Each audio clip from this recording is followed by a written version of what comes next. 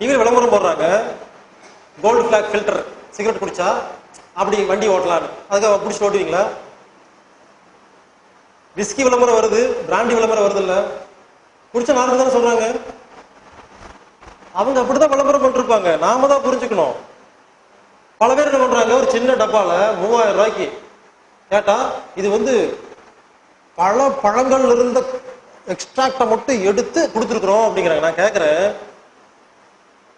3000 ரூபாய்க்கு சின்ன டப்பா வாங்கிட்டு வரீங்களே, டெய்லி 30 ரூபாய்க்கு பழங்கள் வாங்கிட்டு வந்து வீட்டில் போட்டா ஒரு வருஷத்துக்கு சாப்பிடலாமா? அதே பண்ண மாட்டேங்கிறீங்க. இன்னொரு விஷயம் புரியுங்களா? பழங்கள்ல இருந்து எக்ஸ்ட்ராக்ட் பண்ணி அந்த கடைசியா இருக்கிற எசன்ஸை மட்டும் குடிச்சு என்ன தெரியுமா, வாயில பட்டோன்னு நேரா உள்ள போய் ரத்தத்துல போய் கலந்துருதெல்லாம். நல்லதுதான், இல்லைன்னு சொல்ல, ரொம்ப ரொம்ப நல்லதுங்க. ஆனா ஒரு கெடுதல் இருக்கு. அதனால அதுல பழங்கள்ல இருந்து காய்கறிகள் இருக்கிற அந்த சத்தை மட்டும் எடுத்து என்ன பண்ணுவாங்க, பாட்டில கொடுத்துருவாங்க. குடிச்சு அடுத்த நிமிஷம் தெம்பு கிடைக்கும் உங்களுக்கு, பல நோய் குணமான மாதிரி தெரியும். ஆனா 10 வருஷம் தான் இருப்பீங்க, அதுக்கப்புறம் உயிர் போயிடும். ஏன் தெரியுங்களா? இதை குடிச்சு இது நேரா வாயில ஜீரணம் பண்ண வேண்டிய அவசியம் இல்லை. அந்த பொருள் வயிற்றுல ஜீரணம் பண்ண வேண்டிய அவசியம் இல்லைன்னா ஜீரணம் பண்ண பொருள் ஊத்துறோன்னு நேரா போய் ரத்தத்துல போய் கலந்துரும். இப்படி நேரா ரத்தத்துல போய் கலக்க வச்சுக்கிட்டே இருந்தீங்கன்னா இந்த வாயில் இருக்கிற சுரப்பிக்கல என்ன வேலை, வயிற்றுக்கு சுரப்பிக்கு என்ன வேலை? என்ன ஆகும்? இதெல்லாம் வேலை செய்யாம துரு பிடிச்சு போயிடும். உங்க வீட்டுல உங்க பையன் இருக்கிறான், உங்க பையனுக்கு டெய்லி நீங்களே ஊட்டி விட்டுருங்க, டெய்லி நீங்களே கழுவி விட்டுருங்க, நீங்களே ஸ்கூலுக்கு போங்க, நீங்களே பரிச்சு எழுதுங்க, துவைச்சு போடுங்க, எல்லாமே அவன் செய்ய வேண்டிய வேலை எல்லாமே பண்ணீங்கன்னா உங்க குழந்தை மக்கா போயிடுவானா இல்லையா? அவங்கவுங்க சொந்தமா ஒரு காரியத்தை செய்யும் பொழுதுதான டேலண்ட் வரும். இந்த ஊட்டச்சத்து பானமெல்லாம் எவ்வளவு குடிக்கிறீங்களோ உடம்பு என்ன பண்ணும், நேரா உள்ள போய் ஒரு பொருளை சாப்பிட்டா அதுல இருக்கிற சத்தை பிரிக்கிற அறிவே இல்லாம போயிடும். நம்ம உடம்புல இருக்கிற சுரப்பி எல்லாம் வேலை செஞ்சுக்கிட்டே இருக்கணும், இதாவது சுரந்துகிட்டே இருக்கணும். அந்தந்த உறுப்பு அந்தந்த வேலையை செஞ்சுக்கிட்டே இருக்கணும். அப்பப்போ சாகர வரைக்கும் செஞ்சுட்டு இருக்கணும். அப்பதான் எல்லா உறுப்பும் சுறுசுறுப்பா இருக்கும், எல்லா உறுப்பும் தெம்பா இருக்கும், எதை கொடுத்தாலும் ஜீரணம் பண்ணும். எப்ப ஊட்டச்சத்து பானம் யாரெல்லாம் நிறைய கொடுக்குறீங்களோ நேரடியா சக்தி கிடைச்சிருமா, உடம்பு ஜீரண வேலையை நிறுத்திடும். அதுவும் இல்லாம யோசிச்சு பாருங்க, அதெல்லாம் எவ்வளவு காஸ்ட்லியா இருக்குது. 10,000 5,000 சின்ன டப்பா, அதை நம்புறோம். ஆனா கடவுள் சமைச்சு கொடுத்த காய்கறிகள், பழங்கள், கீரைகள் நம்புறதில்லை. உண்மையிலே பார்த்தா இந்த கீரை காய்கறிலாம் இருக்கு இல்லைங்களா, வாயில போட்டு வாயில மென்னு அது ஒரு ஸ்டேஜ் போய் அடுத்தது உணவு குழாய் வழியா போய் இறைப்பையில ஜீரணமாயி சிறுகுடல்ல ஜீரணமாயி அங்க பலவிதமான ஜீரண வேலை முடிச்சு பலவிதமான சத்து பொருளா மாதிரி ரத்தத்தை கலந்தா அதுதான் உண்மையான சத்து. கெமிக்கல் மூலமா இவங்க என்னமோ எடுத்து அது எவ்வளவு கெமிக்கல் போட்டு கெடாம இருக்கிற கெமிக்கல், வாசம் வர கெமிக்கல், நாக்குல சுவையார் கெமிக்கல், ஏகப்பட்ட கெமிக்கலை போட்டு அதுவும் சத்து தான் இல்லைன்னு சொல்லலாம். ஆனா கெமிக்கல்ல போட்ட சத்து உள்ள போய் உடம்புக்கு நல்லது கொடுக்குதுங்கிறது ஒரு வேலைக்கு தான் பண்ணுது. ஆனா உடம்புக்கு எடுக்கிற 10 வேலையை பண்ணிட்டு இருக்கு. அதனால ஒரு 10 வருஷம் நல்லா இருப்பீங்க, அதை குடிக்கிட்டு நல்லா இருக்க முடியாது. நிறுத்தி பாருங்க, அது ஒரு அடிமை மாதிரி தான். தண்ணி அடிக்கிற மாதிரி, தம் அடிக்கிற மாதிரி இந்த ஊட்டச்சத்து பானம் எல்லாம் குடிச்சு பாருங்க. குடிக்கலாம் நல்லா இருக்காது, குடிச்சுக்கிட்டே இருக்கணும். அதனால தயவு செய்து அதெல்லாம் வேண்டாம். இப்ப நீங்க பயன்படுத்திட்டு இருந்தீங்கன்னா நமக்கு பின்னால ஒரு சந்தைக்கு யார் காப்பாத்துவா? எங்க அப்பா அம்மாவே குடிச்சிருந்தாலும் குடிக்க ஆரம்பிச்சுவாங்க எல்லாரும். நாம அதெல்லாம் வேண்டாம் நிறுத்தினாதானே பின்னால வரவங்க நிறுத்துவாங்க. ஒண்ணு இல்லைங்க, கடைவீதிக்கு போங்க, காய்கறி கடையில போய் சண்டை போடுறீங்க. கீரை கட்டு 2 ரூபாயோ 1.5 ரூபாய் கொடுங்க, 50 காசு சண்டை போடுறோம். ஆனா 10,000 டப்பா ஒருத்தன் கொடுத்தா 1 ரூபாய் யாராவது கம்மி பண்ணி வாங்க முடியுது? என்னைக்காவது கட்டதான் வாங்கிட்டு வரீங்க, கொஞ்சம் கூட யோசிக்கிறது இல்ல. 3000 கொடுத்து வாங்குறமே, ரோட்ல கீரைக்காரட்டு போய் சண்டை போட்டுருக்கீங்க. ஒரு வாழைப்பழத்துக்கு போய் சண்டை, என்ன 2 ரூபாய்க்கு 2 தான் கொடுக்குறேன், 3 கொடுத்து சண்டை போட்டுருக்கோம். ஆனா யாருமே 5000 டப்பா சண்டையே போறது இல்ல. அந்த 5000 ரூபாய்க்கு தயவு செய்து காய்கறி பழங்கள் வீட்டுல டெய்லி வாங்கி வாங்கி போடுங்க. வேற ஒண்ணும் பண்ணாதீங்க.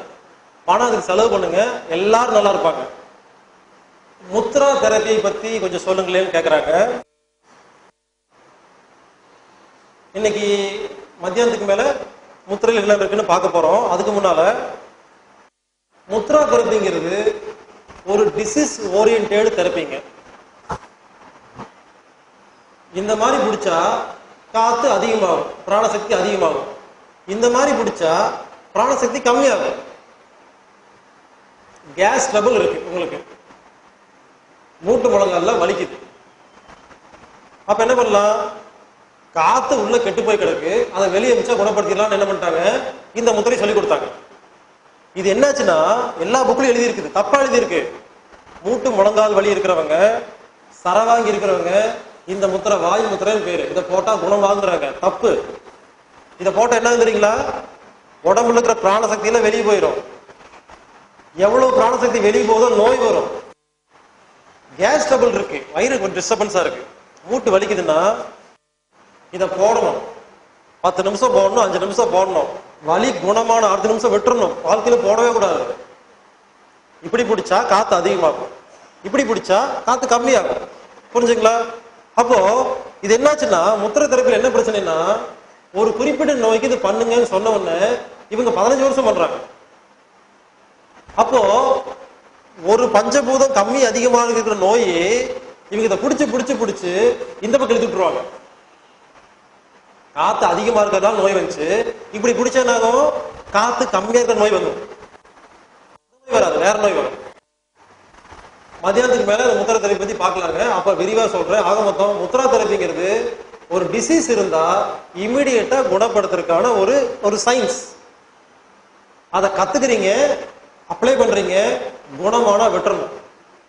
ஒரு சில குறிப்பிட்ட முத்திரைகள் மட்டும்தான் எப்ப வேணாலும் போடலாம். அதுல சின் முத்திராங்கிறது ஞான முத்திரைன்னு சொல்லுவாங்க. இது எவ்வளவு வருஷம் போட்டாலும் ஒண்ணும் ஆகாது.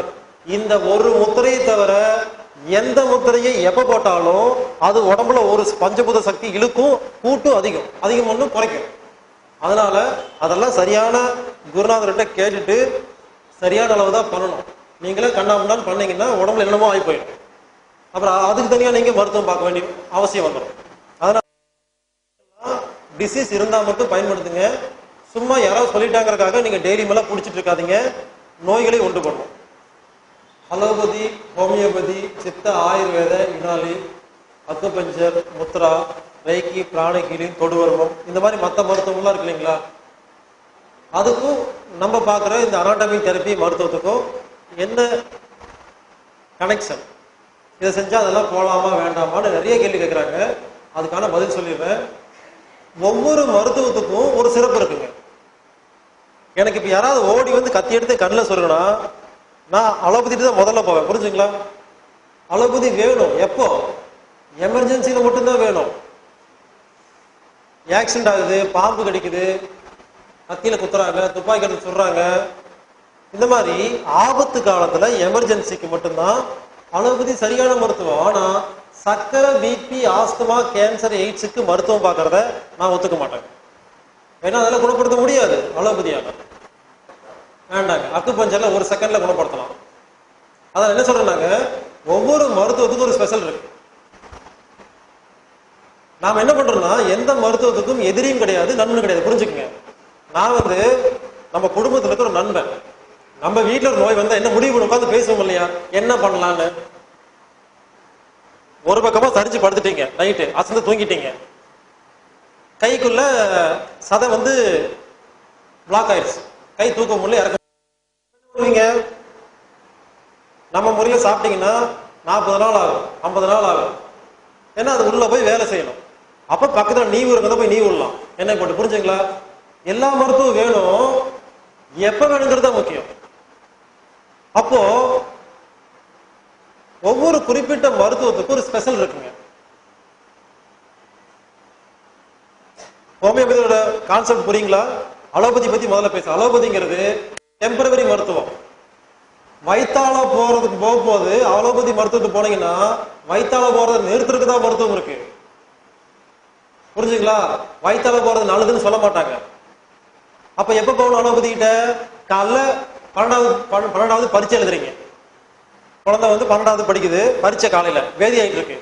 இப்ப பரீட்சை கேன்சல் பண்ண முடியுமா? இப்ப அலோபதி போங்க, வேதி நேரத்திற்கு மாத்திரை சாப்பிடுங்க, பரீட்சை எழுதிட்டு வாங்க. அடுத்த முறை வேதி ஆகும் பொழுது இயற்கையா வேதி ஆகிறத விட்டுதான் குணப்படுத்தணும். புரிஞ்சுங்களா? காய்ச்சல் வந்ததுன்னா நாளை காலையில பிரைம் மினிஸ்டர் அப்பாயின்மெண்ட். காய்ச்சல் வந்துருச்சு, நம்ம மருத்துவ பிரகாரம் காய்ச்சல் வந்தா என்ன பண்ணணும்? பேசாம கம்பளி போத்தி படுத்து தூங்கணும், ரெஸ்ட் எடுக்கணும். இயற்கையை தான் குணப்படுத்தணும், அதான் நல்ல மருத்துவம் இல்லைன்னு சொல்ல. ஆனா ஒரு எமர்ஜென்சி, நாளை காலையில ஒரு இடத்துல மீட்டிங் அட்டன் பண்ணணும், ஆனா காய்ச்சல் இருக்கு, நடக்க முடியல, அப்ப என்ன பண்ணுவீங்க? அப்ப நீங்க அலோபதியை பயன்படுத்தி ஒரு ஊசியை போட்டுட்டு காய்ச்சலை குணப்படுத்திட்டு இல்ல, காய்ச்சலை சப்ரஸ் பண்ணிட்டு நீங்க அந்த வேலையை பண்ணுங்க, எமர்ஜென்சில மட்டும். புரிஞ்சுங்களா? புரிஞ்சுக்குங்க, அலோபதிங்கிறது எமர்ஜென்சி. ஹோமியோபதிங்கிறது அலோபதியில எமர்ஜென்சிக்கு பாக்குறாங்க, அந்த மாதிரி பார்க்க கூடாது, நோய்களை அலோ பண்ணணும், நோய்களை விட்டுறணும், அதுவே தான் குணமாகும், நாம ஆப்போசிட்ல போய் குணப்படுத்த முடியாதுன்னு கண்டுபிடிக்கப்பட்டது தான் ஹோமியோபதி. ஹோமியோபதி டாக்டர் ஒருத்தர் போய் வேதியாதுங்கன்னு சொன்னா அவர் ஒரு மாத்திரை கொடுத்து உடனே நின்று போச்சுன்னா அவர் ஹோமியோபதி டாக்டரே கிடையாது, கான்செப்டே தப்பு. ஹோமியோபதியில பேதி ஆகும்போது போனீங்கன்னா ஒரு மாத்திரை கொடுத்து இது சாப்பிடுங்க, நல்ல பேதி ஆகும், ஆனா டயர்ட் ஆகாது, தெம்பு கொடுக்குன்னு சொல்லணும். புரிஞ்சுங்களா? அப்போ பேதி ஆகுறதுங்கிறது நம்ம உடம்புல நடக்கிற ஒரு நோயை குணப்படுத்துற ஒரு மருத்துவம். பேதிங்கிறதே மருத்துவம். மருத்துவத்துக்கு எதுக்கு நீங்க மருத்துவம் பார்ப்பீங்க? அப்ப புரிஞ்சுக்குங்க, ஒவ்வொரு மருத்துவத்துக்கும் ஒரு சிறப்பு இருக்கு. எப்ப வேணுமோ அப்பதான் போகணும். சார் கேட்ட மாதிரி ஹார்ட் அட்டாக், ட்ரெயின்ல போயிட்டு இருக்கீங்க, ஒருத்தர் ஹார்ட் அட்டாக், நான் போய் மைக்கு பிடிச்சி ஹார்ட் அட்டாக் என்பது அப்படின்னு பேசிட்டு இருந்தா குணமாகுமா? இல்ல அலோபதி டாக்டர் மருந்து மாத்திரை இருக்குமா, ஊசி இருக்குமா? ஒண்ணும் இருக்காது. அக்குபஞ்சர் ஒரு நிமிஷம் நாடி பார்க்கலாம், ஒரு நிமிஷம் ட்ரீட்மெண்ட், எந்திரிச்சு உட்காந்துருவாரு. ஏன் ஹார்ட் அட்டாக் வந்துச்சு யாருக்குமே தெரியாது. அக்குபஞ்சர் தொட்டா நாடி பார்த்தோன்னு சொல்லிடலாம். நாம நினைச்சிட்டு ஹார்ட் அட்டாக்ங்கிறது இறுதி சம்பந்தப்பட்ட நோய் கிடையவே கிடையாது. உடம்புல எந்த உறுப்பு பாதிச்சாலும் ஹார்ட் அட்டாக் வரும். அக்குபஞ்சர்ல நாடி பார்த்தோம்ல கண்டுபிடிச்சிடலாம். இப்ப எந்த உறுப்பு வீக்கா இருக்கோ அந்த உறுப்புனாலதான் ஹார்ட் அட்டாக் வந்துட்டு இருக்கு. அந்த உறுப்புக்கு ஸ்டிமுலேட் பண்ணா ஹார்ட் அட்டாக் குணமாயிரும். இப்படி நான் என்ன சொல்றேன்னாங்க, முத்ரா தெரப்பின்னு அதுக்கு ஒரு ஸ்பெஷல் இருக்கு. கேஸ் ட்ரபிள் இருக்கா, 2 நிமிஷம் பிடிச்சு பாருங்க, காணாம போயிடும். வாத பித்த சிலேத்து மொத்தம் எப்படி எல்லாம் கண்ட்ரோல் பண்ணலாம்னு முத்திரை. பித்தம் இருக்கா, பித்தம் 10 நிமிஷம் காணாம போயிடும். இப்படி நான் என்ன சொல்றேன்னா, எல்லா மருத்துவத்துக்கிட்டையும் ஒரு சிறப்பு இருக்குது. ஆனா எல்லாரும் என்ன பண்றாங்க, என்னால எல்லா நோயும் குணப்படுத்த முடியும்னு சொல்றாங்க. அதான் தப்பு. ஒரு நோயாளி பார்த்தோன்னே நான் என்ன சொல்லுவேன்னா, ஒரு நோயாளி பார்த்தோன்னே அவங்ககிட்ட பேசி முடிச்சுட்டு நீங்க இந்த மருத்துவத்துக்கு போங்க சரியா இருக்குன்னு சொல்லுவேன். ஏன்னா எல்லா மருத்துவம் என்ன சிறப்பு இருக்கு தப்பு இருக்குன்னு தெரியலைங்களா? இந்த மன ரீதியா பாதிக்கப்பட்டவங்க பிறக்கும் பொழுதே ஊனமா, அதாவது மூல வளர்ச்சி கம்மியா இருக்கிறவங்க எல்லாம் நீரோ தெரப்பின்னு ஒரு மருத்துவம் இருக்கு, அருமையா குணப்படுத்தும். மற்ற எல்லா மருத்துவத்தோட அதான் கை கொடுக்கும். டாக்டர் லஜபதி ராய் மெஹரான்னு சொல்லி பாம்பேல கிளாஸ் எடுத்துட்டு இருக்கிறாரு. இந்த மாதிரி ஒவ்வொரு மருத்துவத்துக்கும் ஒரு சிறப்பு இருக்குங்க. நான் என்ன சொல்றேன், எந்த மருத்துவம் மோசம்னு சொல்ல, நல்லதுன்னு சொல்ல, முதல்ல தேவையில்லைன்னு சொல்றேன். நம்ம டெக்னிக்கலா ஃபாலோ பண்ணிட்டு இருந்தீங்கன்னாவே போதும், எங்கேயும் போக வேண்டாம். அப்படி போறதா இருந்தா முதல்ல செலக்ட் பண்றது மருந்து இல்லாத மருத்துவமா இருக்கணும். நம்ம டெக்னிக்கலா ஃபாலோ பண்ணிட்டு யோகா, மூச்சு பயிற்சி, தியானம், அக்குபஞ்சர், நீரோ தெரப்பி, முத்ரா, ரேக்கி எல்லாம் பண்ணுங்க, பிராண ஹீலிங் எல்லாமே பண்ணுங்க, நல்லதுதான், வேண்டாம்னு சொல்ல. தேவையில்லை அதையும் சேர்த்து பண்ணீங்கன்னா இன்னும் நல்லதா குணமாகும். ஆனா மருந்து மாத்திரைக்கு போகும்போது ரொம்ப கேர்ஃபுல்லா போகணும். என்ன நடக்குதுன்னா, மருந்து மாத்திரைங்கிறது உள்ள போய் நம்ம உடம்புல இருக்கிற ஒரு எனர்ஜி எடுத்து செலவு பண்ணிட்டு போயிருது. உங்க வீட்டுல பணம் இல்லாம கஷ்டப்படுறீங்க, நான் ஒரு 100 ரூபா கொடுத்தா ஃப்ரீயா கொடுத்துட்டு போனா சந்தோஷமா இருக்குமா? நாங்க வீட்டுக்குள்ள போந்து உங்க வீட்டு டிவி எடுத்துட்டு போய் வித்துட்டு 1000 ரூபாய் கொடுத்தா சந்தோஷம் அதிகமா இருக்கும். ஆனா டிவி வித்துட்டீங்களா, டிவி காணாம போயிருச்சா? அந்த மாதிரி மருந்து மாத்திரை என்ன பண்ணுன்னா, நேரா உள்ள போய் நம்ம உடம்புல சேர்த்தி வைக்கப்பட்ட எனர்ஜி எடுத்து செலவு பண்ணும். தண்ணி அடிச்சா தெம்பா இருக்குதா? தண்ணி அடிச்சுன்னா இவ்வளவு தெம்பு வருது இல்லை நான் கேட்கிறேன். அதனால தண்ணி சாராயத்துல என்ன எனர்ஜியா இருக்குது? சாராயத்துல எனர்ஜி இருக்குன்னு எழுதி வச்சிருப்பாங்க, தப்பான கான்செப்ட். சாராயத்துல எனர்ஜி இருக்குன்னா அதை மட்டும் குடிச்சு உயிரோடு இருக்க சொல்லுங்க. உயிரோடு இருக்க முடியுமா? முடியாது இல்லைங்களா? அப்போ ஒரு பொருள் உள்ள போய் சத்து பொருளா மாறுச்சுன்னா உணவு, ஒரு பொருள் உள்ள போய் இருக்கிற பொருள் எடுத்து செலவு பண்ணுச்சுன்னா அது பேர் போதை பொருள் அர்த்தம். மருந்து மாத்திரை முக்காவாசி போதை பொருள் வேலை தான் பண்ணுது, சத்து பொருள் ரொம்ப கம்மியா தான் பண்ணுது. ஒரு மாத்திரை உள்ள போய் அந்த மாத்திரையில் இருக்கிற ஒரு பொருள் ரத்தத்துல கலந்துச்சுன்னா பரவாயில்லன்னு சொல்லலாம். ஆனா ஒரு மாத்திரை உள்ள போய் உங்க உடம்புல இருக்கிற சக்தி எடுத்து செலவு பண்ணுச்சுன்னா இது போதை பொருள்னு பேரு. அதனால என்ன சொல்றேன், இந்த மருத்துவத்தை ஃபாலோ பண்ணும் பொழுது மருந்து இல்லாத மருத்துவத்தை தான் சேர்த்திக்கிங்க, பரவாயில்ல. ஆனா மருந்துள்ள மருத்துவத்துக்கு போகும்போது யோசிங்க. எமர்ஜென்சி வேற வழி இல்லைன்னா மட்டும் போங்க, முடிஞ்ச வரைக்கும் கம்மி பண்ணுங்க. நான் இப்போ சில பாயிண்ட் சொல்லி கொடுப்பேங்க, அதை செஞ்சா குணமாகும். இல்லை சார், நான் அக்குபஞ்சரை பத்தி பேசல, நான் வருமானத்துல சில பாயிண்ட் சொல்லி கொடுப்பேன். அந்த பாயிண்ட்ஸ் தெரிஞ்சதுன்னா இப்ப எல்லாத்துக்குமே இன்னைக்கு அது கிளாஸ் இருக்குங்க, உடம்புல 21 பாயிண்ட் இருக்கு. அந்த 21 பாயிண்ட் மட்டும் இப்பவே கத்துக்க போறீங்க. இமிடியட்டா ஞாபகம் வச்சுக்கிட்டீங்கன்னா பேப்பரோட வச்சு எழுதிக்கிங்க. யாருக்கு எந்த இப்ப இல்லை, நான் சொல்லுவேன் அடுத்தது, யாருக்கு எந்த நோய் இருந்தாலும் உங்களுக்கு என்ன தெரிஞ்சிருக்கோ இல்லையோ இந்த 21 பாயிண்ட் டச் பண்ணுங்க, அவங்களுக்கு எந்த நோய் இருந்தாலும் குணமாகும்.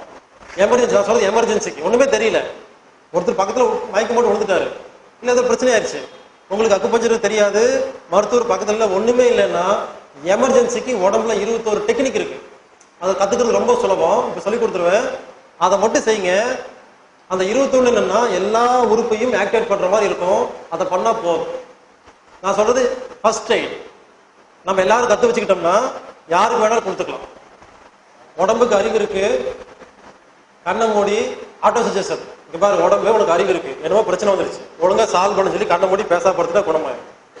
இல்லைங்க, ஏன் இந்த டெக்னிக் பத்தி பேசிட்டு இருக்கேன்னா, இன்னைக்கு வந்தது புதுசா தான் டெக்னிக் சொல்லி கொடுக்கறதான கூப்பிட்டுருக்காங்களா, அதனாலதான் நான் அட்வான்ஸ் லெவல்ல பேசிட்டு இருக்கேன். குடி, பாக்கு, போதைப் பொருள், ஸ்மோக்கிங் இதெல்லாம் நிறுத்துறதுக்கு என்ன பண்ணலாம்னு நிறைய பேர் கேட்கறாங்க. அதாவது நம்ம உடம்பு ஆரோக்கியமா இருக்கு, உங்களுக்கு எந்த கெட்ட பழக்கம் இல்லைன்னு வச்சுக்கல, முதல்ல சிகரெட் குடிச்சு பாருங்க, என்ன ஆகுது? குடிச்ச அன்னைக்கு உடம்புல டிஸ்டர்பன்ஸா இருக்கா, தலைவலிக்குது, முடியல, கஷ்டமா இருக்குது. அப்ப என்ன, ஆரோக்கியமா இருக்கிற உடம்பு ஒரு சிகரெட்டை ஏத்துக்கிறது இல்லை, தூக்கி வீசுது, வேண்டாம்னு சொல்லுது, தலைவலிக்குது, படுத்து போடுது, ஒரு நாளைக்கு ஒரு டிஸ்டர்பன்ஸா இருக்கு, கண்ணு தெரியும், இன்னும் எவ்வளவு பிரச்சனை வருது. நாம என்ன பண்றோம், அது வேண்டாம்னு சொல்றத டெய்லி கொஞ்சம் கொஞ்சமா பழகி கொடுக்குறோம். கத்துக்கோ கத்துக்கோ கத்துக்கோ டெய்லி கொஞ்சம் கொஞ்சம் அடிச்சு சொல்றாங்க. முதல்ல அப்படித்தான் இருக்கும், போக போக எல்லாம் சரியா போயிடும். கெட்டது மட்டும் சொல்லுவாங்களாமா, அதே மாதிரி நல்லது. இப்படி கொஞ்சம் கொஞ்சமா பழகி இப்ப என்னாச்சுன்னா இந்த உடம்பு அந்த சிகரெட்டோட வாசத்துக்கு பழகிருச்சு, அதனால விட முடியல. அப்ப அது எப்படி குணப்படுத்துறது? நான் என்ன பண்ணுவேன்னா, ஒருத்தர் போய் சிகரெட் குடிக்காதீங்க கெட்டதுன்னு சொன்னா அவர் என்ன சொல்லுவாரு, எனக்கும் தெரியும் பாரு, எனக்கு தெரியும், நான் நிறுத்துன்னு நினைக்கிறேன், முடியல பாரு. பல டாக்டர் சொல்லுவாங்க, சிகரெட் தண்ணி அடிக்கிறவங்க வந்தாங்கன்னா சொல்ல சேர்த்திக்கவே மாட்டேன், ட்ரீட்மெண்ட்டே பார்க்க மாட்டேன், நிறுத்திட்டு வாங்க பாரு. அவரால் நிறுத்திட்டு வர முடியாது, முடியலன்னு சொல்லி உங்ககிட்ட வராரு. நாம தான் பண்ணோம் இல்லையா? எல்லாத்துக்கும் சிகரெட் அடிக்கிறவங்க, தண்ணி அடிக்கிறவங்க, பார்க்க போறவங்களுக்கு உண்மையிலேயே அதை விடணும்னு ஆசை இருக்குது, வேற வழி இல்லாம முடியாம பண்ணிட்டு இருக்காங்க. அட்வைஸ் பண்ணாலும் குணப்படுத்த முடியாதுங்க. நீங்க எவ்வளவுதான் சொல்லி பாருங்க, நிறுத்துங்க நிறுத்துங்க நிறுத்துங்க, அவரும் நிறுத்துற மாதிரி நிறுத்த முடியாது, நிறுத்த மாட்டாங்க. ஆனா இப்ப நம்ம சொல்லி கொடுத்த மாதிரி சாப்பிடுறது, தண்ணி, தூக்கம், மூச்சு காத்து, உழைப்பு இருக்கு இல்லைங்களா, இந்த அஞ்சையும் ஒழுங்கா சரி பண்ண என்ன தெரியுங்களா, 6 மாசம் டைமிங், அதிகபட்சம் 6 மாசத்துல விட்டுருவாங்க. எப்படின்னா, உடம்பு ஆரோக்கியமா இருக்கிற உடம்புல ஒரு தண்ணி அடிச்சா அன்னைக்கு ஃபுல்லா கஷ்டப்படுறீங்க, அப்புறம் கொஞ்சம் கொஞ்சமா பழகி இப்ப பழகிடுச்சு. அப்போ பழைய இடத்துக்கு உடம்பு கொண்டு வந்துட்டா இது என்ன பண்ண, தூக்கி வீசிடும். அப்போ சிகரெட் பிடிக்கிறது, தண்ணி அடிக்கிறதுங்கிறது நம்ம உடம்ப 1000 ரூபாய்க்கு எடுக்கிற மாதிரி வச்சுக்கல. நாம இந்த டெக்னிக் இருக்குல்ல, சாப்பிட்ற டெக்னிக், தண்ணி, தூக்கம், மூச்சு காத்து, உழைப்பு, இதெல்லாம் பண்ண என்னன்னா 5000 ரூபாய்க்கு டெய்லி சக்தி உள்ள போகும். சம்பாதிக்கிறது அதிகமா சம்பாரிச்சுட்டு செலவு கம்மியா பண்ணா சேர்த்து வைக்கிறது அதிகமா இருக்குங்களா? நாம என்ன பண்றோம், செலவு பண்றது நிறுத்தணும்னு யோசிக்கிறோம். நான் என்ன, செலவு பண்ணுங்க, சம்பாதிங்க, நிறைய சம்பாதிங்க, நிறைய சம்பாதிச்சு செலவு பண்ணுங்க. அது கஷ்டம் தெரியாதா? ஆரம்பத்துல 100 ரூபாய்க்கு சம்பாதிப்போம், 50 ரூபாய்க்கு செலவு பண்ணுவோம், கஷ்டம் தெரியாது. போக போக என்ன ஆகும், சிகரெட் தண்ணி அதிகமாயிரும். 5000 ரூபாய்க்கு செலவு பண்ணுவீங்க, 1000 ரூபாய்க்கு சம்பாதிப்பீங்க. இப்ப என்ன நஷ்டத்துல போயிட்டு இருக்கா வியாபாரம்? நான் சொல்ற வியாபாரங்கிறது உடம்புல இருக்கிற ஆரோக்கிய வியாபாரம். ஒரு நாளைக்கு எவ்வளவு சம்பாதிக்கிற ஆரோக்கியம், எவ்வளவு செலவு பண்ற கணக்கு போட்டு பாருங்க. இப்ப அதிகமாயிருச்சு. அப்ப என்ன பண்ணணும், முதல்ல சம்பாதிக்கிறத பத்தி கவலைப்படுங்க, செலவு பண்றதை பத்தி அப்புறம் யோசிச்சுக்கலாம். நம்ம சொல்ற மாதிரி இந்த டெக்னிக் எல்லாம் ஃபாலோ பண்ணி ஒரு 3 மாசம் ஆச்சுன்னு என்ன தெரியுங்களா, 3 மாசத்துக்கு அப்புறம் தம் அடிச்சா உடம்பு நடுங்கும், தண்ணி அடிச்சா உடம்பு நடுங்கும், டிஸ்டர்பன்ஸா இருக்கும். பொதுவாக ஒருத்தர் பார்க்கும்போது என்ன பண்ணுவாங்க தெரியுங்களா, முக்கியமான விஷயம் இன்டர்வியூல போனாங்கன்னா வெளியே தம் அடிச்சுட்டு ரெடி பண்ணிட்டு போவாங்க. ஏன்னா அந்த ஸ்மோக்கிங் பண்ணாதான் அவங்களுக்கு அங்க போய் பேசவே முடியும். ஆனா நம்ம டெக்னிக்கலா 3 மாசம் ஃபாலோ பண்ணிட்டு தம் அடிச்சுட்டு பேசினா குழப்பிடுவாங்க. உடம்பு இயற்கையா இருக்கிற உடம்புல கொண்டு போய் எதையாவது போட்டா அது என்ன பண்ணும்? குழப்பமா? அப்ப என்ன பண்ணுவாங்க? யோசிப்பாங்க, என்னது சரி நாம முக்கியமான வேலை பண்ணும்போது இது வேலையை பண்ண வேண்டாம். இப்படி அவங்களே என்ன பண்ணுவாங்க, இது பண்ண டிஸ்டர்பன்ஸா இருக்கு, நீங்க ஏன் அடிச்சுட்டு இருக்கீங்க, தம் அடிக்கிறீங்க, ஏன் தண்ணி அடிக்கிறீங்க?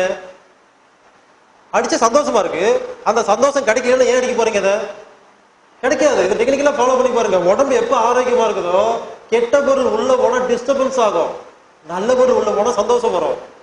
உடம்பு கெடுத்து வச்சிருக்கிறதுனால கெட்ட பொருள் போனா அந்த டியூன் ஆகும் போது அந்த டியூனிங்க்கு வந்து சந்தோஷமா இருக்கு.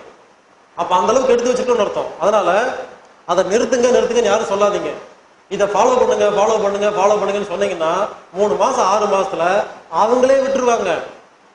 பிடிக்காது. பல விஷயம் நான் சொல்லிங்க. இந்த டெக்னிக் ஃபாலோ பண்ண என்ன தெரியுங்களா? நான்வெஜ் ஆசையா சாப்பிடுவீங்க, சாப்பிட்டே இருங்க. கொஞ்ச நாளுக்கு அப்புறம் நான்வெஜ் நீங்களே உங்களுக்கே பிடிக்காது. அப்புறம் வெஜ்ஜுக்கு வருவீங்க, வெஜ்ஜு சாப்பிட்டே இருப்பீங்க. அப்புறம் சமைச்ச பொருளை சாப்பிட்டா பிடிக்காது உங்களுக்கு, சமைக்காத பொருள் தான் பிடிக்கும். அப்போ ஒரு ஸ்டேஜ் மேல வரீங்க, உங்களுக்கு தெரியுதா? அதாவது எதுல சக்தி அதிகம் கம்மிங்கிறது உடம்புக்கு தெரியும். நாம எந்த அளவுக்கு உடம்பு கெடுத்து வச்சிருக்கோமோ அதுக்கான உணவு தேடும். நீங்க உடம்பு ஆரோக்கியம் பண்ண வெறும் ஃப்ரூட்ஸ் தான் சாப்பிடுவீங்க. சமைச்ச உணவுலாம் பார்த்தா கோவம் வரும், சாப்பிட முடியாதுன்னு சொல்றேன் நான் சொல்றது அதுக்கு 1 வருஷம் 2 வருஷம் ஆகும். இந்த டெக்னிக்கை ஃபாலோ பண்ணி போக போக ஆசை தீர கொத்து புரோட்டா, சிக்கன் 65, மட்டன் கிட்ட எல்லாம் சாப்பிடுங்க. ஆசை தீர சாப்பிடுங்க, ஆசை தீர்ந்து போயிடும். அப்புறம் சாப்பிட மாட்டீங்க. அதனால எப்பவுமே அட்வைஸ் பண்ணாதீங்க, தண்ணி அடிக்காதீங்க, தம் அடிக்காதீங்க சொல்லாதீங்க. யாரும் கேட்க மாட்டாங்க, அவங்களுக்கு தெரியும். நல்ல விஷயத்தை பழகி கொடுங்க. ஒரு டம்ளர்ல அழுக்கு தண்ணி இருக்கு, நாம அழுக்கு தண்ணியை வெளியே கொண்டு போகணும் ட்ரை பண்றோம். நான் சொல்றேன், நல்ல தண்ணி உள்ள ஊத்திக்கிட்டே இருந்தீங்கன்னா கொஞ்சம் கொஞ்சமா கலர் மாறி சுத்தமான தண்ணியா மாறிடுங்களா? உள்ள கொண்டு போற தண்ணி பத்தி கவலைப்படுங்க, உள்ள இருக்க அழுக்கு பத்தி கவலைப்படாதீங்க. எவ்வளவு நல்ல பழக்கம் பழகுறோமோ கெட்ட பழக்கம் அதுவே வெளியே போகும். நீங்க கெட்ட பழக்கம் தூக்கி வீசிட்டு தான் நல்ல பழக்கம் சிலர் சொல்லுவாங்க. அதை தூக்கி வீசவும் முடியாது, நீங்க வரவும் முடியாது. நான் சிகரெட்டை நிறுத்திட்டு நீங்க சொல்ற மாதிரி டெக்னிக் ஃபாலோ பண்றேன், அவங்க நிறுத்தவே முடியாது, வரவும் முடியாது. இதெல்லாம் ஃபாலோ பண்ணுங்க, ஆட்டோமேட்டிக்கா நிறுத்திடலாம். வடை போண்டா பஜ்ஜி எல்லாம் சாப்பிடும் பொழுது 6 சுவை பார்க்கணுமா அப்படின்னு கேட்கறாங்க பல பேர். நடுவில் ஸ்நாக்ஸ் சாப்பிட்றீங்க இல்லையா, அப்பெல்லாம் 6 சுவை எப்படி பார்க்கறதுன்னு புரிஞ்சுக்குங்க.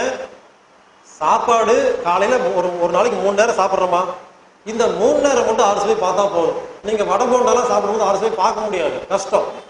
அப்ப என்ன பண்ணுங்க, உதட்ட மூடி சாப்பிட்டுக்குங்க. சாப்பாடு சாப்பிட்டா 1/2 மணி நேரம் கழிச்சு தண்ணி குடிக்கணும். ஒரு வடை சாப்பிட்டா 5 நிமிஷம் தண்ணி குடிச்சுக்கலாம். ஸோ சாப்பிட்ற உணவோட அளவை பொறுத்து தண்ணி குடிக்கிற டைமை கொஞ்சம் மாத்துங்க. ஒரு பிஸ்கட் சாப்பிட்டா உடனே தண்ணி குடிக்க ஒன்றாகாது. ஏன்னா ஒரு பிஸ்கட் எல்லாம் வாய்க்குள்ள போக ஜீரணம் ஆயிடும். ஒரு வடை சாப்பிட்டா 5 நிமிஷம், ஒரு முட்டை போண்டா சாப்பிட்டா ஒரு 10 நிமிஷம், சாப்பாடு சாப்பிட்டா 1/2 மணி நேரம். இப்படி அந்த உணவுக்கு தகுந்த மாதிரி டைமிங் மட்டும் தள்ளி போட்டுக்குங்க. ஆனா எப்ப எதை சாப்பிட்டாலும் உதட்ட மூடி சாப்பிட்டுருங்க. அதனால சின்ன சின்ன வடை போண்டா சாப்பிடும் பொழுது 6 சுவை பார்க்க வேண்டிய அவசியம் இல்லை. இன்னொரு விஷயங்க, ரொம்ப சின்சியரா பண்ணாலும் நோய் வரும் உங்களுக்கு. ஏன்னா ரொம்ப சின்சியரா பண்ணும்போது என்ன பிரச்சனை வருதுங்களா, ஐயோ இன்னைக்கு அந்த மாதிரி பண்ணலையே, இந்த மாதிரி பண்ணல நினைச்சு நாகும் கவலை வந்து நோய் வந்துடும். கேஷுவலா பண்ணுங்க. டெக்னிக் அவ்வளவுதான், பண்றோம் நல்லா இருக்கும், கேஷுவலா பண்ணுங்க. ரொம்ப கையில் எடுத்துக்காதீங்க. பல பேர் ரொம்ப எடுத்துட்டு நான் பார்த்துருக்கிறேன், ரொம்ப சின்சியரா எடுத்துக்குவாங்க. அப்ப என்ன தெரியுங்களா, ஒரு 6 மாசம் சின்சியரா போவீங்க, 6வது மாசம் விட்டுருவீங்க, அப்புறம் கவலை வரும். முதல்ல எல்லாம் ஒழுங்கா சாப்பிட்டு இருந்தேன், அப்பெல்லாம் இப்போ அதாவது இவங்க ஒழுங்கா தான் சாப்பிட்டு இருப்பாங்க, இவங்க ஒழுங்கா சாப்பிடலன்னு மனசுல நினைச்சிருவாங்க, அப்பயே நோய் வந்துடும். அதனால தயவு செய்து கவலைப்படாம சாப்பிடுங்க, தைரியமா சாப்பிடுங்க. தப்பா சாப்பிட்டாலும் பரவாயில்ல, தைரியமா சாப்பிடுங்க. பழங்கள் இயற்கை உணவுகள்லாம் சாப்பிடும் பொழுது 6 சுவை பார்க்கணுமா, பார்க்க வேண்டிய அவசியம் கிடையாது. ஒரு கேரட் சாப்பிடும் பொழுது இதுல காரம் இல்லைன்னு மிளகா பொடி எல்லாம் போட்டு சாப்பிடாதீங்க. ஆப்பிள் சாப்பிடும் போது மிளகா பொடி, புரிஞ்சுக்குங்க. சமைச்ச உணவுக்கு தான் 6 சுவை சேர்த்துக்க சொல்றாங்க. இயற்கையா கடவுள் சமைச்ச ஒரு உணவுக்கு நீங்க 6 சுவை பார்க்க வேண்டாம். ஒவ்வொரு பழத்திலையும் வேற வேற சுவை இருக்குங்களா, ஏன் தெரியுங்களா? கடவுள் முடிவு பண்றாரு, இந்த ஆப்பிள் எப்படி ஜீரணம் ஆகணுமோ, எந்தெந்த உறுப்பு வேலை செய்யணுமோ அந்தந்த சுவையை கடவுள் வச்சிடறாரு. அதனால இயற்கை உணவு சாப்பிடும் பொழுது 6 சுவை பார்க்க வேண்டிய அவசியம் இல்லை. ஆனா அதுல ஒரு விஷயம் பார்க்கணும், எது பிடிச்சிருக்கு எது பிடிக்கலன்னு பார்க்கணும். ஆப்பிள் எடுத்து வாயில் வைக்கிறீங்க, பிடிக்கல சாப்பிடாதீங்க. திராட்சை பிடிக்குது சாப்பிடுங்க, புரிஞ்சுங்களா? அதுல போய் ஆறு சுவை பார்க்காதீங்க. இன்னொன்னு உதாரணம் பாருங்க, ஒரு கேரட் இருக்கு, ஒரு கேரட்டை பச்சையா சாப்பிடுங்க, நல்லா இருக்கா? நாக்கு பிடிச்சிருக்கா? இந்த கேரட்டை ஒரு தண்ணியில போட்டு வேக வைங்க, இப்ப எடுத்து வாயில வச்சு பாருங்க, உப்பு சப்பு இல்லாம இருக்கா? வேக வைக்கிறது மூலமா கடவுள் கொடுத்த சுவை காணாம போயிருச்சு. அதுக்குதான் ஆறு சுவை சேவை சொல்லியிருக்கீங்க. வேக வைக்காம சாப்பிட்டீங்கன்னா ஒரே ஒரு பிரச்சனை தான், நாக்குக்கு பிடிக்குதா பிடிக்கலையா, அவ்வளவுதான். அது எந்த சுவையை தான் சாப்பிடுங்க. அதனால பழங்கள்லாம் சாப்பிடும்போது தயவு செய்து ஆறு சுவை பார்க்காதீங்க. பல பேர் இந்த கேள்வி கேட்டிருக்காங்க, ரொம்ப சின்சியரா கேட்டிருக்காங்க. எங்க வாழைப்பழத்துல மிளகா பொடி போட்டு சாப்பிடலாமான்னு கேட்கறாங்க, கேட்டிருக்கிறாங்க. அதுல காரம் இல்லைங்களே போட்டு சாப்பிடலாமான்னு கேட்டாங்க எனக்கு. ஐயா ஒரு கேள்வி கேட்கிறாரு, இப்ப இருக்கிற பழங்கள் காய்கறிகள்லாம் இயற்கையா நம்ம முதல்ல இருந்து வந்த காய்கறிலாம் கிடையாது, அதெல்லாம் உரங்கள்லாம் பழதெல்லாம் வித்தையெல்லாம் பண்ணி மாத்திட்டு இருக்கிறாங்க. ஒரு சின்ன உதாரணங்க, கொட்டையோடு இருக்கிற திராட்சையை சாப்பிட்டீங்கன்னா நல்லது. சீட்லெஸ், கொட்டை இல்லாத அந்த திராட்சை பழத்தை சாப்பிட்டா கெட்டது. எப்படி தெரியுங்களா? ரொம்ப சின்ன உதாரணம், கொட்டை இருக்கிற திராட்சையை சாப்பிட்டு துப்புனீங்கன்னா அந்த கொட்டை போய் வேற ஒரு செடி வருமா? அதுல செடி வராதா? நமக்கு குழந்தை பிறக்காது, அவ்வளவுதான். அந்த ஜெனட்டிக்கான அந்த விஷயமே இல்லாத ஒரு பழத்தால நமக்கு எந்த ஒரு வீரியத்தையும் கொடுக்க முடியாது, அவ்வளவுதான். ரொம்ப சிம்பிள். ஒரு பழம் எப்படி இருக்குதோ அந்த மாதிரிதான் நம்ம சக்தி கொடுக்கும். அதுகிட்ட தன்னைத்தானே புதுப்பிக்கிற ஒரு கெப்பாசிட்டி இல்லாத ஒரு பழத்தை சாப்பிட்டீங்கன்னா ஆண்மைக்குரிய வரும், குழந்தையே பிறக்காது. வருங்காலத்தில் நடக்க போகுது, யாருக்கும் குழந்தை பிறந்ததும் இனிமேல் ஆச்சரியமா இருக்கு எல்லாத்துக்கும். குழந்தை பத்திட்டீங்களா நீங்க? ஆச்சரியப்படுற அளவுக்கு நடக்க போகுதுங்க. சும்மா சொல்ல, உண்மையா நடக்கும். அந்த அளவுக்கு எல்லாம் போயிட்டு இருக்குது. அதனால இயற்கையான காய்கறி பழங்களை சாப்பிடுங்க. கொட்டை சாப்பிடலாம், ரொம்ப நல்லதுங்க. ஆனா கொட்டையை முழுங்கிடக்கூடாது. அதாவது ஒரு சின்ன கண்டிஷன், சாப்பிட்டு முடிச்சு லெட்டின் போவீங்களா, லெட்டின்னு பார்க்கணும். கடலைப்பருப்பு யார் கரெல்லாம் முழுசா வந்திருக்குதோ அவங்க எல்லாம் இந்த மாதிரி சாப்பிட்றாங்க. உங்க லெட்டினை பாருங்க, கடலைப்பருப்பு இருக்கும், கடுகு இருக்கும். அப்ப என்ன அர்த்தம்? நீங்க ஒழுங்கா ஜீரணம் பண்றதுலன்னு அர்த்தம். நீங்களாம் கொட்டையை சாப்பிடக்கூடாது. கொட்டையை வாயில போட்டு சாப்பிட்டா நல்லா அரைச்சு, பல்லால அரைச்சு கூழ் மாதிரி பண்ணி அப்புறம் முழுங்குறதா இருந்தா சாப்பிடலாம். போயிரு சார். சார் கேட்கிறாரு, பழங்கள் எல்லாம் மருந்து அடிச்சிருக்காங்களே, கெமிக்கல் இருக்குது, இதெல்லாம் சாப்பிட்டா உடம்புக்கு எந்த நோய் வராதா கேட்கிறாரு. நீங்க ஏதாவது நோய்க்கு மருந்து மாத்திரை சாப்பிட்டு இருக்கீங்களா? இல்ல. நீங்க கேட்கலாம், யாரெல்லாம் மருந்து மாத்திரை சாப்பிட்றீங்களோ எங்கிட்ட கேட்கவே கூடாது கேள்வி. ஏன்னா பழங்கள்ல 5% கெமிக்கல் இருக்குமா? மருந்து மாத்திரை எவ்வளவு கெமிக்கல் இருக்கும்? 100% கெமிக்கல் இருக்கா? யாருமே மருந்து மாத்திரை சாப்பிடலாமான்னு கேள்வி கேட்டதே கிடையாது. அதுல 100% கெமிக்கல் இருக்கு. 100% கெமிக்கல் இருக்கிற கொடுக்குற ஒருத்தர் ஒரு டாக்டர் கூப்பிட்டு சொல்றாரு, பழங்கள்லாம் சாப்பிடாதீங்க கெமிக்கல் இருக்குன்னு. இவர் கொடுக்கறது 100% கெமிக்கல், அது 5% கெமிக்கல். புரியல உங்களுக்கு? 100% கெமிக்கலை வாயில போட்டு சாப்பிட்டா ஜீரணம் பண்ற இந்த வயிறு பழங்கள் இருக்கிற 5% என்ன பண்ணும்? புரிஞ்சுக்குங்க.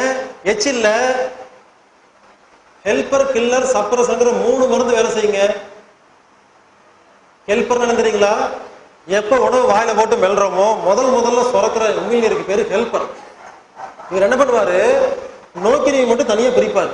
கெமிக்கல் உடம்புக்கு தேவையில்லாத எல்லாம் பிரிச்சு ரவுண்டு கட்டுவார். இது ஹெல்பருடைய வேலை. 2வது உமிழ்நீருக்கு பேரு கில்லர்னு பேரு. உணவுல நல்ல உணவு கெட்ட உணவு இங்க வாயிலே பிரிச்சிடும். அதுக்குதான் ஏன் மென்னு சாப்பிடுங்க, ரொம்ப நேரம் மெல்லுங்கன்னு ஏன் சொல்றேன்னா, ஹெல்பர், கில்லர், சப்ரஸர் வேலை செய்யறதுக்கு ரொம்ப நேரம் ஆகும். முதல் எச்சில் சுரந்தோம்னா முழுங்கிடுறோம். இது பிரிக்குது, இன்னும் கொலை பண்ணல. முதல் உமிழ்நீர் ஹெல்பர், அந்த கிருமியை பிரிக்கும். 2வது சுரக்கிற அந்த உமிழ்நீருக்கு பேரு கில்லர். கில்லர்னா கொலை பண்றவர். இவர் என்ன பண்ணுவாரு, அந்த நோய் கிருமியை கெமிக்கல் இங்கேயே கொலை பண்ணிடுவாரு.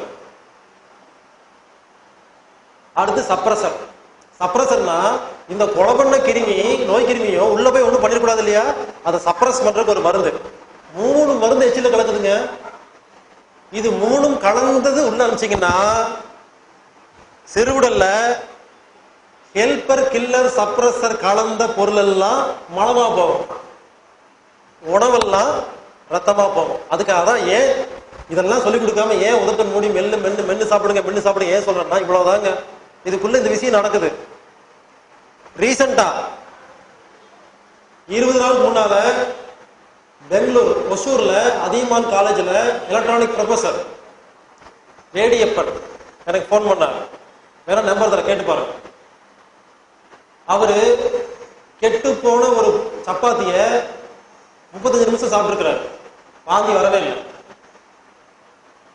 என்கிட்ட கொடுங்க, கெட்டு போன பொருளை கொடுங்க, அழுகி போன பொருளை கொடுங்க. அழுகி போன பொருளை வாயில போட்டு ரொம்ப நேரம் வாயில வச்சு எச்சில் கலந்து உள்ள முழுங்குங்க. யாருக்கும் வாந்தி வராது, வயிற்றால போகாது, எந்த நோயும் வராது. ஒருவேளை அத்தனை பொருளும் கெட்ட பொருளா இருந்தா அத்தனை பொருளும் மலமா போகுமே தவிர உங்களுக்கு நோய் உண்டு பண்ணாது. புரிஞ்சுங்களா? உடம்புக்கு சக்தி இருக்குது. இது நல்ல பொருளா கெட்ட பொருளா? நல்ல பொருளா இருந்தா ரத்தத்துல கலக்கும், கெட்ட பொருளா இருந்தா மூத்திரம் அனுப்பும், லெட்டின் அனுப்பும். அதை பிரிக்கிறதுக்கு ஹெல்பர், கில்லர், சப்ரஸங்கிற 3 எச்சில் சுரப்பி சுரக்கிற வரைக்கும் வெயிட் பண்ணும். அதுக்காக தான் எழுதி எழுதி கொடுத்துட்டு இருக்கிற எல்லா பேப்பர்லயும் 15 முறை மெல்லுங்க, 20 முறை மெல்லுங்க. ஏன் இந்த மெல்றதாங்க இருக்குது. அதனால பழங்கள், உணவு வகைகள், இயற்கை உணவெல்லாம் பார்க்கும்போது நீங்க 6 சுவை பார்க்க வேண்டாம். எது பிடிச்சிருக்கோ சாப்பிடுங்க. அதுல கெமிக்கல் இருக்கோ கெட்டதோ நல்லதோ ஒன்றும் பார்க்க வேண்டாம். இந்த டெக்னிக்கை மட்டும் ஃபாலோ பண்ணிட்டீங்கன்னா கெட்டது இருந்தா லெட்டினா போகும், நல்லது இருந்தா ரத்தமா போகும். நமக்கு அது கஷ்டம். ஒவ்வொரு உணவையும் எடுத்து பார்த்துட்டு இதுல எவ்வளவு நல்லது இருக்கு எவ்வளவு கெட்டது இருக்குன்னு பாக்குறது ரொம்ப கஷ்டமா இல்லைங்களா? ஆனா மெல்றதை வச்சுட்டோம்னா ஈஸியா நம்ம ஆராய்ச்சி பண்ண வேண்டிய அவசியம் இல்லை. இல்ல இந்த டெக்னிக்கை ஃபாலோ பண்ணிட்டா நீங்க America, Japan, England, Italy, Kashmir எங்க போய் எதை தின்னாலும் பொருளை பத்தி பார்க்க வேண்டாம். நான் என்னைக்குமே பாருங்க பொருளை பத்தி பேச மாட்டேன்.